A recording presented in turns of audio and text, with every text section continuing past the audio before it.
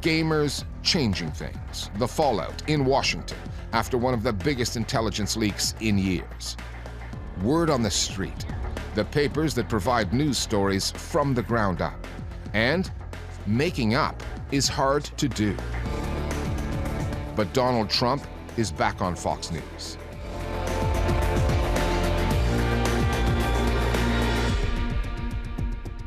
Hello, I'm Richard Gisbert, and you're at The Listening Post, where we don't cover the news, we cover the way the news is covered. The details are still emerging, and there's probably more to come. But Washington is dealing with what looks like the biggest U.S. intelligence leak in a decade. Among the secrets already revealed, the U.S. has been spying on its allies, Israel and South Korea included. It's even had Ukrainian President Volodymyr Zelensky under surveillance. We've also learned that Ukraine is running out of anti-aircraft missiles, that American spies have penetrated Russian defense and intelligence operations. This story was broken by the New York Times, but first appeared online in places that no one goes looking for news. Messaging platforms used by military gamers who, it turns out, are also interested in the real world. Washington is now in diplomatic damage control mode, trying to manage the coverage of a story that shows no sign of going away anytime soon. The latest U.S. intelligence leaks were found floating in some of the most unlikely corners of the internet. An apparent trove of intelligence documents leaked onto social media sites over the last... The path those documents took to come to light in a story eventually broken by the New York Times is like nothing the world of espionage has ever seen. The paper called the leaks a significant breach of American intelligence, the biggest in a decade. The Pentagon now investigating what could be one of the most dangerous intelligence breaches in decades. The disclosures touch on many geopolitical issues, Ukraine among them. In most cases, the information does not amount to breaking news. What makes them newsworthy is the detail they provide. But look, these documents contain incredibly sensitive information about Ukrainian troop movements, strengths, and weaknesses.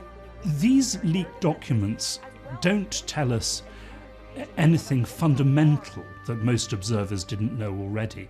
But what they do is they give us much, much more detail about US involvement in the war and about US assessments of the war and of the Ukrainian forces. We are looking at a very comprehensive assessment of Russia's war in Ukraine, detailed assessment of capacities, concrete figures, data that was collected obviously from a number of sources all across Russian intelligence services, Russia's military. So it illustrates the amount of US penetration deep into the Russian state, and that they actually see pretty much everything that's happening on the Russian side. One of the things that happened when we learned about the leaks was to try and figure out where they actually came from. And one of the last places we thought they would be was a gaming server used by people who are in their early 20s, teenagers, talking about games and strategies. So it's a very different feel and a very different type of leak from what we've seen in decades past. That is what set this story apart, where the leaked intelligence first showed up and the timeline. 10 documents, some marked top secret, appeared online more than a month ago, on March 4th, on Discord, messaging platforms popular with military gamers. Then that information migrated to 4chan, the image board favored by the alt-right movement in the US. Unlike previous data leaks, the kind WikiLeaks and Edward Snowden let loose, no documents were provided, just photographs of individual files. Once those documents found their way to Telegram, a messaging app popular with Russians, the New York Times latched onto the story, moving it into the mainstream on the 6th of April. All kinds of theories on the source of the leaks then made the rounds, with open-source investigative platforms like Bellingcat getting involved. It suggests that there are, very fundamental flaws in these American systems, that they are much more vulnerable than we ever thought. And if that's true of America, no doubt it is true of a great many other countries around the world as well. As far as Russia is concerned, of course, the Russian media is delighted about anything that embarrasses the United States. В общем, я думаю, что стоит запастись попкорном и смотреть, как администрация Байдена будет от всего этого отмываться. If we look at the material of the leaks, the fact that they seem to be photographs of printed documents, then it points to some kind of internal involvement. So the Pentagon is going to have to carry out damage control and make sure that they can contain these leaks and prevent any further classified information from being made publicly available. If we're looking at some other big leaks, stuff related to the WikiLeaks, they had a certain agenda. They wanted journalists to spread the information. Here we have no understanding how the information traveled from one point to another. You do not understand what the particular agenda is. It took a week, but on April 13th, the Pentagon arrested the alleged culprit, a member of the U.S. Army's reserve forces who was based in Massachusetts. That's where an FBI tactical team took 21-year-old Airman First Class Jack Teixeira into custody this afternoon. A 21-year-old who reportedly got into arguments with other military gamers and then posted the documents as evidence of his qualifications. Although his motivation appears to be more personal and ego-based than ideological, what he is accused of revealing is no less impactful. That the U.S. has been spying on its allies again, including Israel and South Korea. That Russian intelligence services cannot hide their secrets from American spies. And that Ukraine will run out of anti-aircraft missiles next month, which is good news for Russian pilots. Russian news outlets, meanwhile, have struggled to tell this story, knowing that the Kremlin is keeping a close eye on them. В общем, пришли к выводу, если я правильно помню, Вань, что это, безусловно, провокация, но, скорее всего, дезинформация. Именно так.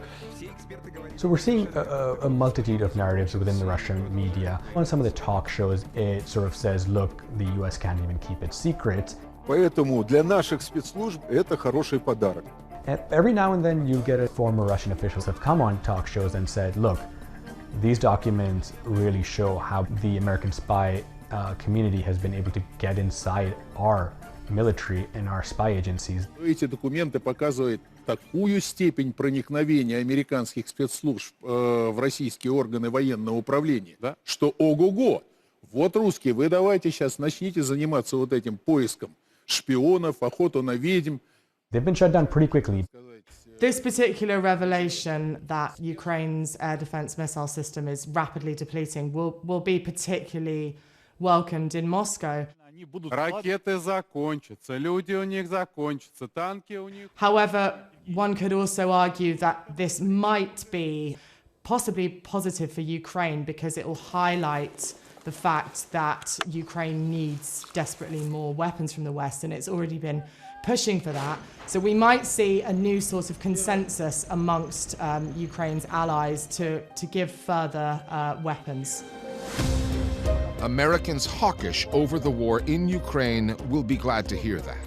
As for the Pentagon's own security issues, this morning, there are growing concerns over the security of the United States defense secrets. U.S. news outlets have been working their way through the story, despite being warned off it initially by the White House's national security team.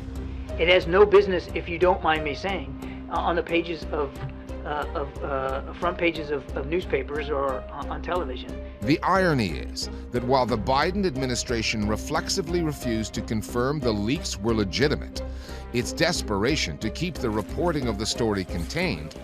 How concerned are you about this leak? Amounted to a de facto admission that the material journalists were reporting on was real. It is impossible to contain it properly. It's already out there.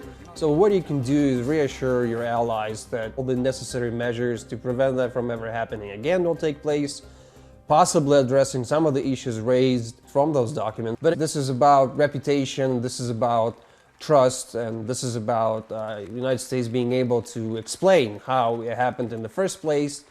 As to the revelation of US spying on allies, there will be a temporary storm over this, and then it will be deliberately and carefully forgotten. Undoubtedly, this is a serious embarrassment for the United States.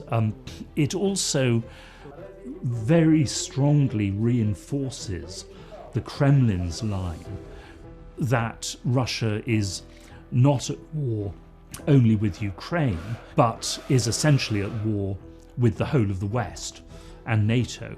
And then obviously this makes the Russian failures much less embarrassing.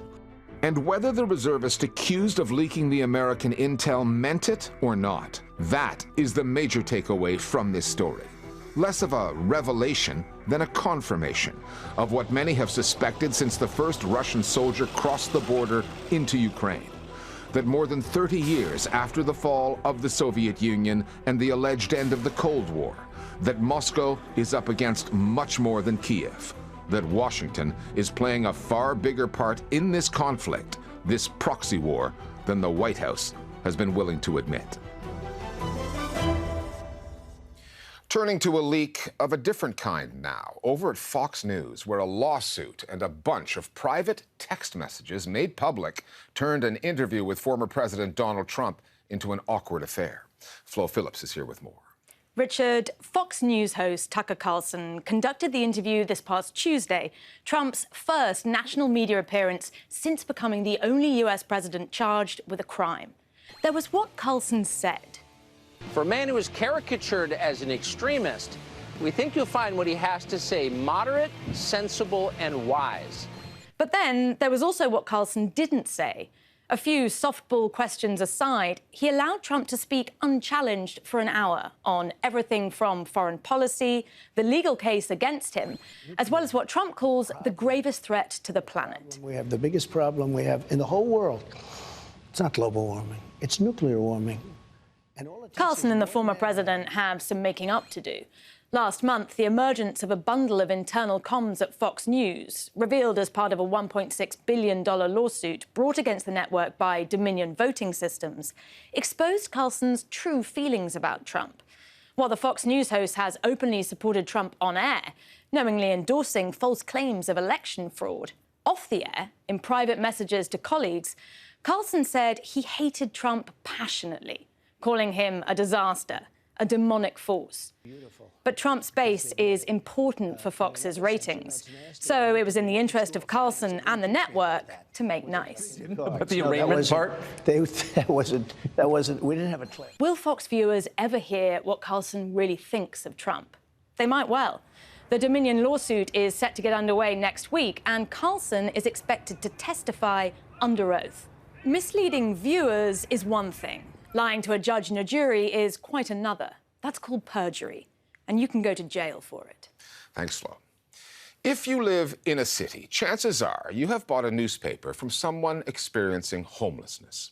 Street papers are now part of the media landscape in more than 100 cities in 35 countries. They provide the people who sell them with a regular income and the audiences that read them with in-depth coverage of some complex issues surrounding homelessness that they might struggle to find elsewhere. Street Roots is one of those publications. It's based in Portland, Oregon. The paper uses journalism to challenge a commonly held belief that being homeless is a personal rather than systemic failing. It does so by giving a voice to those at the heart of this story, whose perspectives often go unheard, the people on the streets. The Listening Post's Johanna Husnow on Street Roots, and the paper's out to change how the public perceives homelessness and how politicians respond to it. Here I am, Dumpster D, live in Portland, Oregon. And we are talking about, the Street Roots paper, which I just dropped. Ta-da! I came here from a flood from Houston. Lost my apartment, me and my sister both. So we came here. I heard about Street Roots because we were outside in the cold. All the shelters were full. But they helped me to bring these papers out so that I could make money. I've been a vendor for about 1.5 years now. I'd considered selling it before, but I didn't think, I'm very good at rejection. But I had no other source of income once the pandemic hit, so I just started selling the paper, and I found I actually enjoy it. Dumpster D and Karen sell the Street Roots newspaper in the city of Portland in Oregon, one of 28 so-called street papers in the United States. Street Roots is a publication about, and in part by, current and former homeless or unhoused individuals, and it aims to change the face and reputation of homelessness in the city. Street Roots has been around for almost 25 years, and we focus on investigative journalism, which is a real investment for papers to make, but we believe it's very important because if we're trying to take on systems that are failing people, we need to go deeper. Street papers are really important at creating relationships between housed and unhoused people. Folks start to build a kind of knowledge about each other that then can transfer into this larger understanding of the predicament in our cities. By providing investigative journalism, coupled with voices of people with lived experience and unique perspectives from the streets, we're able to offer a really unique snapshot of homelessness and housing, but also a lot of the issues that intersect with those realities. What sets street papers apart is that they offer a means of income to vendors who would otherwise have to ask strangers for money. But they also give unhoused people a space where their voices are actually heard.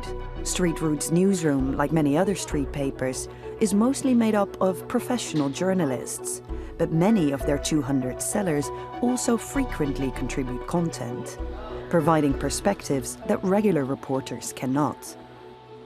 Street Roots has had this tagline for those who cannot afford free speech for our entire existence. And that really gets at the fact that people in poverty do not have a large enough voice in our society, in our policy making that actually impacts their lives. We actually run a little journalism school for people on the streets, and we really work hard to bring people across housing status, and that includes in our newsroom. I've been had a lot of problems, difficulties with addiction, like 35 years deep addiction, and so I like to write about what I see as an area that needs improvement in the community, right? Like the fentanyl epidemic, the process of applying for affordable housing. How does that work? So I have experience in all that area, so I just write about something that I see that needs improved.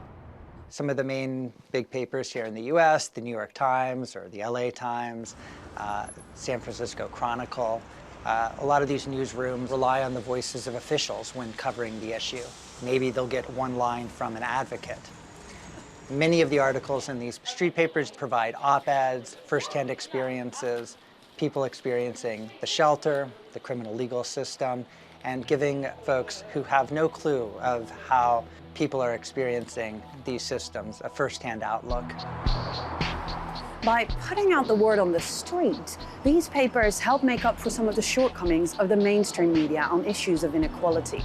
Stereotypes relating to addiction, mental health, a lack of context on the systemic failures, all contribute to the impression so many people have that when it comes to unhoused people, they only have themselves to blame.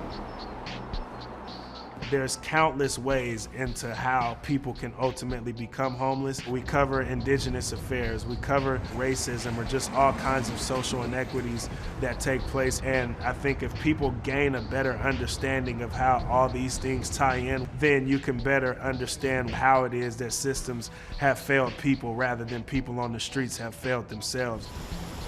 I had a poem in last week's paper that were not stereotypes, cliches, or caricatures, and if you talk to us, you'll find that out. And there's people that they see the problems with homelessness as far as like garbage on the streets and everything. I just tell them, you talk to me, you can see, you know, I'm not one of the people that contribute any of that. I don't throw dirty needles on the street. I think sometimes where the media gets it wrong is they're covering the play-by-play of the crisis that's unfolding on the streets without providing any historical context of why there are so many people experiencing homelessness in the United States, and also what ways that we can be able to solve the crisis. The second aspect that the mainstream media consistently get wrong is the level of social welfare support that is provided. There's a widespread belief that the issue isn't that the state is not providing help and care, but that individuals are choosing to resist it. So our main story this week is about a bill going through the state legislature right now. Street papers are not just out to change perceptions, but also the politics around homelessness. In 2019, Street Roots advocated for a rethink of Portland's public safety policies, tapping into their vendors' knowledge to change how police respond to emergency calls involving houseless people. Now, when a non-criminal incident is reported, health and social workers rather than police get sent out, saving the council millions in police resources and those involved from needless arrest. Locally, for the last 5 years more, over 50% of all the arrests in Portland have been of unhoused people. That's just completely a system out of whack. And a lot of the arrests are about crimes of homelessness, right? Being trespassing, being in public spaces, doing the daily things of survival in public spaces. So we really took that knowledge, and our newspaper rolled out a special edition where we put our minds to a brand new system. And we fought very hard to get this to be a city system, and we succeeded. The Portland Street Response, that's a great example of where street papers were able to marry journalism and their advocacy to be able to create systemic change in the community. And there are countless examples of how street papers have played a role in helping save people's housing from budget cuts, or how they're helping drive education around particular policies that affect the poor. I speak with people in City Hall. I speak with service providers. They read these articles, they read these issues, but also being able to post these stories on places like Twitter or Facebook has drawn attention to mainstream journalists who will then contact the group and cover the story, and has led to what they believe is an expansion of their influence. It's given them a huge edge as an advocacy outlet. The line between journalism and activism, between reporting on unhoused people and advocating for them, can get blurry. When we put that to Street Roots, the executive director told us that there is a separation between their editorial and advocacy, and that every news organization has an agenda.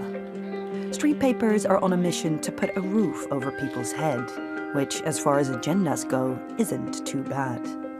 We often get a lot of vendors who have joined Street Roots unhoused, and we get to see them ultimately become housed. And it's nothing like seeing the joy of them being able to relish in that moment of bringing their house keys to the Street Roots office to let us know, hey, I no longer have to stay on the streets. Basically, this is the best thing that ever happened to me. It got me in my home. I've been there 5 years, and I've been doing the papers 5 years. Good neighbor. Because the customers still want me to do it. I love the customers, and they like us. And finally, Dumpster D, the street paper vendor we heard from, is a guy with a big personality. When he's not selling papers, Mr. D doubles as a poet. He read us one of his works. It's a message for writers dealing with the curse of the creative mind, known as writer's block. We'll leave you with Writer's Block Blues. It's for all you would-be wordsmiths with your focus shattered, wondering if your voice even matters. And we'll see you next time here at The Listening Post. Oh, the tyranny of the blank page that drives writers to the bottle and fills us full of impotent rage.